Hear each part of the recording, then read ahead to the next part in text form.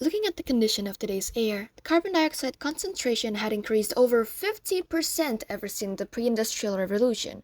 This has become a major concern in the world, especially urban areas, and in our country, Jakarta.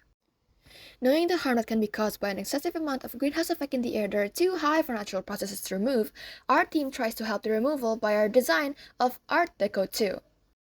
Nowadays, the problem is that there are no large additions in physical scale and amounts for environmental movement that are effective, high endurance, and pleasing to the eyes. That is where ArtDeCO2 shines. After discussing and researching with our mentor, Mr. Nunu, we've then discovered that there are such things as a self-healing concrete. This then can be achieved by a mixture of main materials of concrete, bacteria, and sodium alginate. Tests and observation are physically done here by our friend Winner to show that by bacteria and cement-like materials, we can achieve such a mixture that can indeed be sculpted to art.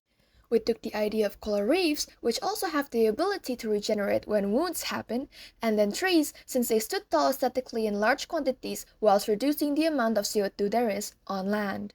While trees can only use carbon dioxide during the day, this differs ArtDeCO from it because ArtDeCO can instantaneously self-heal while consuming the carbon dioxide all around it. The organ pipes provided a good idea on how it is placed close together to one another. The structure idea of tube corals is that they are elongated circular tubes, although in our design, we implemented a more hexagonal approach and added holes making the surface area that can be abraded to be larger.